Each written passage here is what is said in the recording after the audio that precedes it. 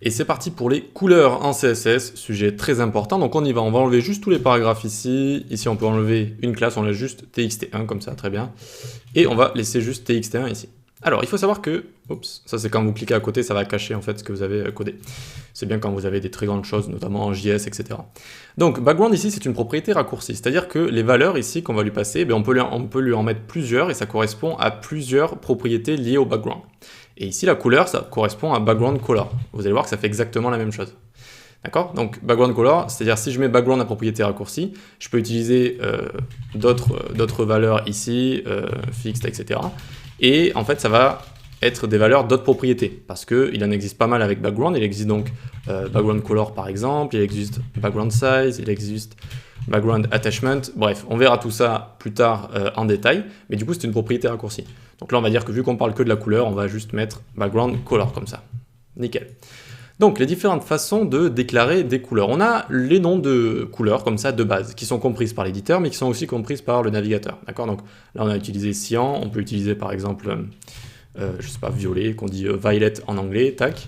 Et normalement, si vous commencez à écrire, vous voyez juste un L ici, ça va vous proposer énormément de couleurs qui sont intégrées dans les navigateurs et dans les éditeurs. Et vous avez juste à scroller un petit peu, notamment avec Light, voilà, je sais qu'il y en a beaucoup. Okay, donc des couleurs qui peuvent avoir des noms un petit peu bizarres, des fois Indian Red par exemple, une sorte de orange un petit peu sombre rose, voilà, ce genre de choses, Crimson par exemple. Ou encore un que j'aime bien, Midnight Blue, tac, j'aime bien cette sorte de bleu profond.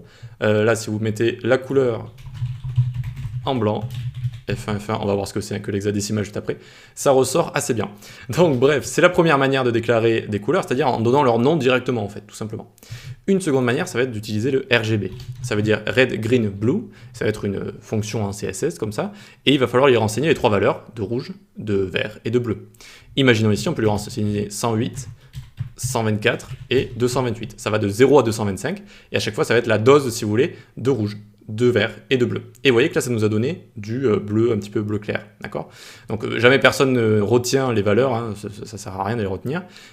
Tout simplement, eh bien, on va les avoir quand on va utiliser des outils, etc. Des fois, on va avoir le RGB qui est retourné. Et surtout, en fait, le RGB, ça va nous donner une fonctionnalité supplémentaire, on va revenir juste après. Mais pour l'instant, regardez, si vous êtes sur VS Code et que vous survolez, ça va vous donner une sorte de palette assez sympa comme ça. Vous allez pouvoir bouger tout ça. Et vous voyez que ça va changer le RGB comme ça. Et ça va changer donc la couleur. Vous pouvez bouger ça, vous pouvez également bouger les couleurs. Si j'ai envie d'avoir du vert, tac, hop, ça me met du vert. Et plus du orange, du rouge par ici. D'accord? Donc, quelle est cette fonctionnalité? Eh bien, on peut rajouter un A ici. Le A pour opacity, auto-alpha, mais ça revient à la même chose. C'est pour l'opacité. D'accord? C'est pour la transparence. Et donc, on va rajouter une dernière valeur ici. D'accord? Un dernier argument si on veut. Ça va de 0 à 1. Donc ici, si je mets 0,5, eh bien, ce sera transparent à 50%. Alors, on va mettre une couleur un petit peu plus jolie. Par exemple du bleu un petit peu clair comme ça, tac. Et donc vous voyez que là c'est devenu bleu transparent comme ça. Si je me rapproche de 1, il n'y a que 10% de transparence. D'accord? Donc je suis à quasiment une couleur complète. Vous voyez, 1 c'est complet là. Et plus je me rapproche de 0, plus ça va être transparent et moins je ferai la différence. Là vous voyez, on voit quasiment pas la différence avec le fond. Donc ça c'est la transparence, ça peut être très utile. Donc RGB, RGBA, les couleurs de base. Et regardez, si je survole ici, je vais cliquer, hop, et je tombe ici sur une suite de chiffres et de lettres. C'est le code hexadécimal. Alors ça peut faire un petit peu peur au début. C'est un code qui commence par un hashtag et ensuite qui a une suite de chiffres et de lettres, des chiffres qui vont de 0 à 9 et des lettres qui vont de E à F. D'accord? C'est un code hexadécimal et c'est un code qui donne une couleur comme ça. Voilà, tout simplement. Il en existe des très connus, par exemple FFFF comme ça, c'est le blanc. Voilà. Et 000, tac, c'est le noir. Ok, petit à petit, vous allez en retenir quelques-unes parce que en général, c'est ce qui est le plus utilisé. Même si on utilise aussi pas mal RGBA par exemple, les couleurs, on les a souvent comme ça en hexa. Regardez, par exemple, je vais taper ici Adobe Colors, tac. On va ici, et normalement, ça va me proposer une roue chromatique avec les couleurs. Alors, tac, tac, tac, allez. On ferme ça, et vous voyez donc, ici donc, ça propose de trouver des couleurs soit complémentaires, semblables, triades, monochromes, etc. On fera une petite partie design dans une autre section où je vous expliquerai comment bien assembler des couleurs, hein, tout simplement. Et regardez ici comment il nous les donne. Il nous les donne en hexadécimal, d'accord? Souvent, c'est ça qui est utilisé, en fait. C'est ça que je voulais vous montrer. Ok pour ça, tac, qu'est-ce que je voulais vous montrer en dernier? Eh bien, on va voir le HSL. Maintenant, le HSL, c'est un petit peu bizarre, c'est pas très utilisé. Donc, on va taper HSL Color ici. HSL, on va aller sur le site W3School. Alors, vous allez sûrement tomber dessus pendant votre apprentissage, ce site. Il est très complet, mais beaucoup de choses ne sont pas à jour en fait. Beaucoup de choses ne sont pas à jour, donc c'est à prendre avec des pincettes un petit peu ce que vous allez regarder dedans, d'accord? Donc faites attention quand vous voyez des choses un petit peu vieilles, demandez-vous si c'est à jour. Sinon c'est quand même un site complet. On va dire qu'ils sont très forts en SEO pour arriver tout le temps en haut des résultats de recherche, mais après le contenu des fois il laisse un peu à désirer. Donc HSL, le H c'est pour le way, c'est des degrés sur comment dire, le rond chromatique, d'accord, le cercle chromatique, donc c'est le H ici. Et chaque degré, ça va être une couleur. Vous voyez, je change ici, les degrés, là, ça change. Là, je suis à 235, vous voyez, et ça change. Donc, à chaque fois, ça va mettre une couleur différente. Ensuite, le S, ça va être saturation, ça va être la saturation. D'accord? Donc, hop, là, vous voyez, je passe en gris, et là, je passe en super saturé.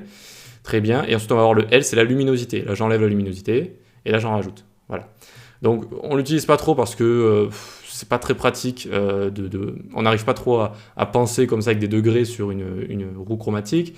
Et puis après, c'est des pourcentages de saturation et de luminosité. C'est un petit peu bizarre, mais on peut l'utiliser. Regardez, on va faire un petit CTRL-C ici. On va prendre notre HSL et on va revenir dans notre code qui est juste là. Tac, tac. On prend et on le met ici et ça fonctionne. Regardez, hop, ça nous met ici la valeur en HSL, donc Way Saturation Luminosity. Et donc, si vous passez la souris dessus, là, eh bien, vous pouvez changer à chaque fois RGB, hexadécimal, HSL. RGB, hexadécimal, HSL. Voilà. Voilà. Et quand vous êtes en RGB, ici, vous pouvez aussi gérer tout ce qui est luminosité. Vous voyez, ça va se transformer directement en RGBA. Et ensuite, donc, vous gérez également donc, la transparence. La transparence ici. Voilà. Très bien, très bien. Bien, c'est comme ça qu'on rajoute les couleurs. Donc, on a Background Color qui est une propriété très intéressante liée à la couleur. Et on a également Color.